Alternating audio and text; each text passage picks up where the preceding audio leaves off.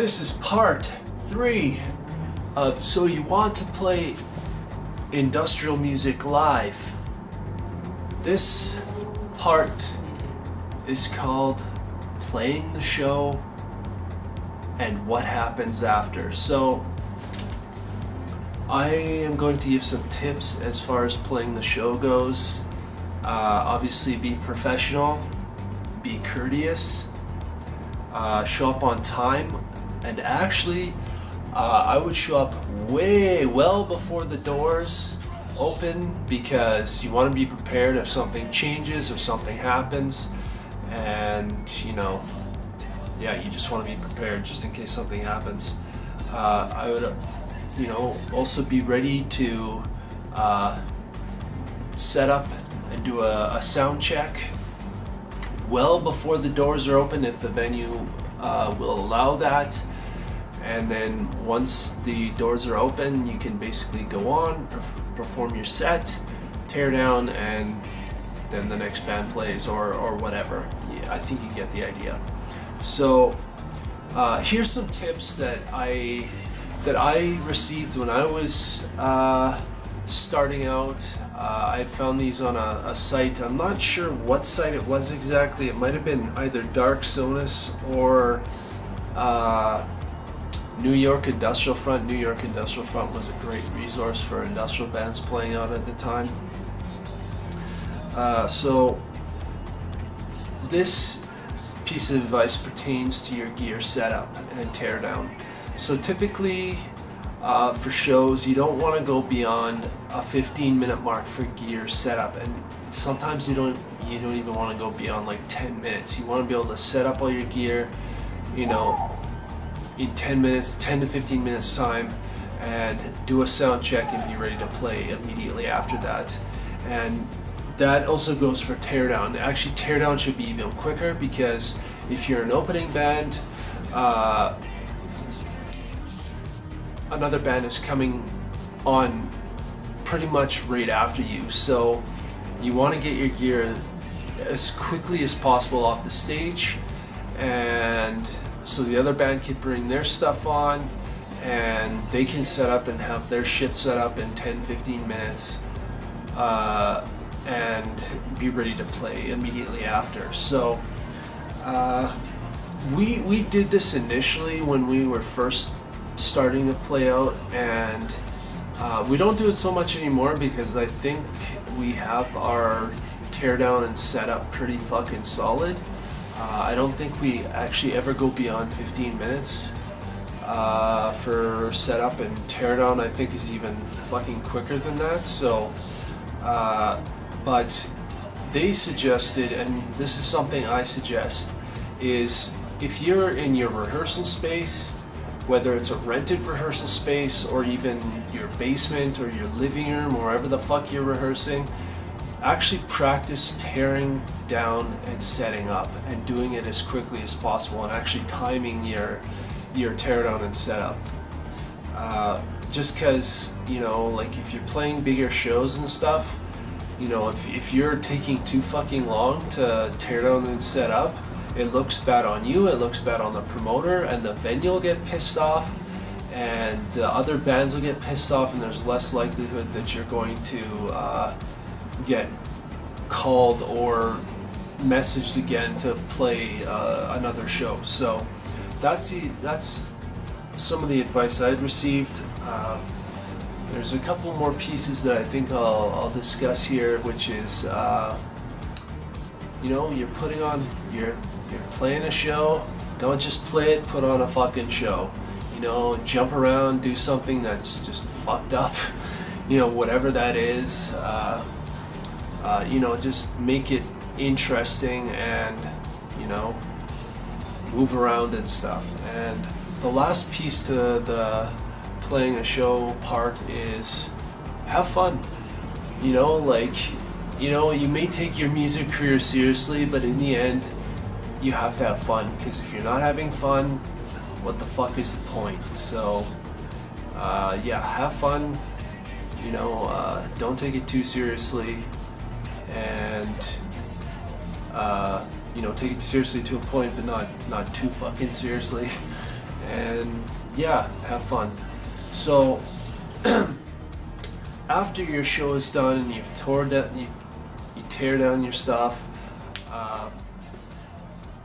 and it's time to go home, the end of the night, there's some things you might want to do, which is assess what went well and what didn't, discuss that with your band members, and kind of figure out where you can improve, whether it's your performance, maybe you guys fucked up somewhere, or you fucked up on the lyrics, or you fucked up on synth lines or something. Once again, I will say this, I did say it in the last video, the one before that, sometimes mistakes happen, and that's just natural. We're fucking humans, we make mistakes. The key to that is that as long as you're learning from them and trying to improve and stuff, then you'll be fine. And the more you do it, the less likelihood that you're gonna make a mistake. Like, you look at like Trent Reznor or something, and like obviously his performances are fucking amazing, and you don't see him fucking up his lyrics or fucking up guitar parts or synth parts or whatever. So eventually, if you'll get to a state where it's like that, where your songs well enough and the parts well enough that you're not gonna, the likelihood of you fucking up is very minimal. So yeah, assess what went well and what didn't. Another thing is, if after your show the venue has expressed interest in having you again, follow up with them.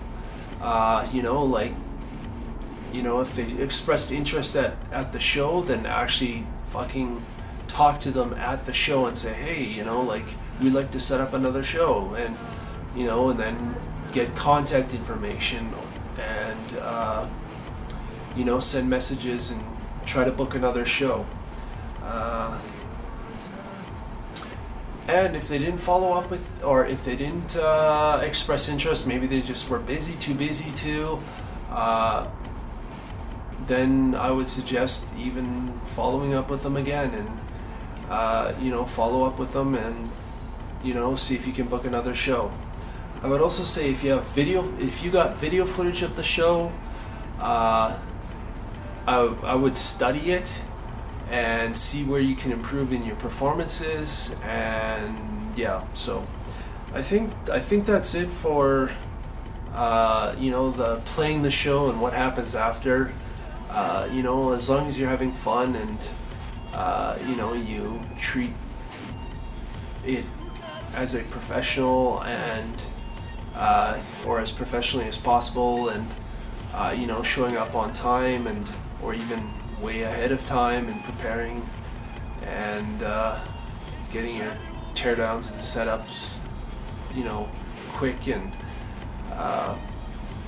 learning from your performance mistakes and all that kind of stuff. I think that makes for a good show, and hopefully you get called or messaged or connected with other bands, and people are asking you to play shows, and or venues are asking you to come back, and then that kind of starts the ball rolling and stuff, and that's your career, and you never know what'll happen. So yeah, I think that's it for this series. I just wanted to touch on these subjects because I know there's a lot of people out there that are like, yeah, I want to be in an industrial band, and I don't know what to do, and I don't know where to start, and I did do a video about getting into making industrial music. I might be doing a series for that, but we'll see. I think the one video I did actually kind of goes through some of the steps and what you kind of need and stuff, but hopefully that'll get you started in making industrial music. And then the next step obviously is playing live, and if that's what you want to do. I mean, so there's some bands that haven't actually played live as an industrial group or a band. As an example, Wumpscut Wumscat the dude, I think I heard that he played one show and he thought, nah, this isn't really for me. But I've also heard that he never played shows and he just DJ'd his stuff. Like he would do a DJ night and plug his stuff into the sets and stuff like that, the DJ sets. So, you know, he didn't really play live. I'm not saying you have to. It's not a thing you have to do. But for me, that is obviously what I want to do. Like that, for me, that's the payoff. Like after all the writing is done, the payoff is the live show. And yeah, so that's it. If you enjoyed this video, give it a like. If you have any questions or comments, please leave them in the comment section. If you have tips, you know, regarding playing out live, leave them in the comment section. You know, I'd love to hear some of your tips if you're already in an industrial band or whatever. So, or you feel the information is valuable, share it with your friends. And yeah, if you like what's on this channel, please subscribe. Thank you very much. See you later.